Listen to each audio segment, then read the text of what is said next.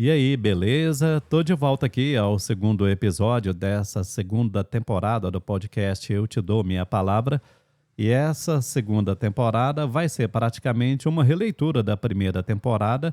E eu explico o motivo disso no primeiro áudio ou no primeiro episódio dessa nova temporada do podcast. E hoje eu estou aqui para revisitar o tema da inspiração. Quando o assunto é literatura, muito se fala em inspiração, seja crendo nela, seja descrendo dela. No meu caso, o que eu tenho para dizer é que eu creio nela, mas eu dou detalhes já já, mas ao mesmo tempo sozinha. Eu entendo que ela não consegue muita coisa ou praticamente nada. No meu caso, se dá da seguinte forma: eu tenho inspiração quando eu leio, mas primeiro eu tenho de definir o que seria essa inspiração. Novamente, no meu caso, enfim, tudo que eu disser aqui vale para mim, eu não estou aqui dando uma receita, nem dando o que poderia ser uma definição geral, cabal e definitiva do que seria a inspiração. A pegada não é essa, a ideia não é essa, mas no meu caso, o que funciona ou funciona do seguinte modo.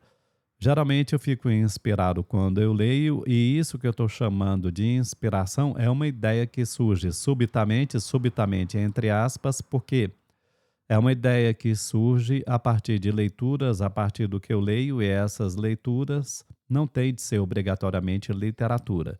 E isso é independentemente de gênero, independentemente do tipo textual que eu esteja lendo. A inspiração surge depois de leitura. Comigo, o oposto, ou seja, a inspiração ocorrer sem leitura, isso não ocorre. E para mim, eu defino a inspiração como uma ideia súbita que surge. E ela pode surgir no momento em que eu não esteja lendo. Por exemplo, eu posso estar lavando um copo e de repente eu tenho uma ideia para um poema, quem sabe para um apontamento, um conto. Comigo se dá é assim. Eu entendo comigo, o que ocorre é o seguinte: eu li, não importa o que, as ideias ficam, por assim dizer, fermentando e depois elas são transformadas a princípio no que eu estou chamando de inspiração e depois no texto em si. Dizendo de outro modo, e eu não estou aqui querendo soar cabotino, no meu caso ocorre que a inspiração não me falta. Eu leio com frequência, estou sempre lendo, não importa o que. Então, ideias não me faltam. O que pode faltar é exatamente o talento para transformar essa ideia naquilo que eu queira.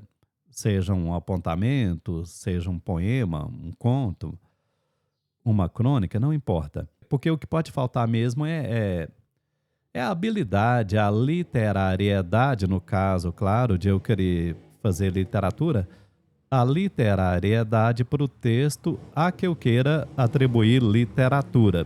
Nesse sentido, a inspiração não me falta. O que pode faltar, e isso quem vai julgar melhor é o leitor, o que pode faltar é mesmo o talento para transformar a ideia em literatura. O Neruda, salvo engano, no Confesso que Vivi, ele escreveu que carregava com ele um caderno, um bloco de notas e uma caneta para ele anotar ideias, pensamentos, apontamentos, observações, versos que lhe ocorriam. No meu caso, eu anoto mesmo, é no bloco de notas do telefone, mas eu confesso que eu sou um tanto quanto negligente com relação a essas ideias. E não se trata de soberba, é muito mais confiar na memória, e memória que já falha há muito tempo. De repente, uma ideia me ocorre, eu estou, por exemplo, no trânsito, uma ideia me ocorre, o ideal seria uma frase, me ocorre um verso. O ideal seria parar, anotar e continuar dirigindo, mas geralmente não é o que eu faço.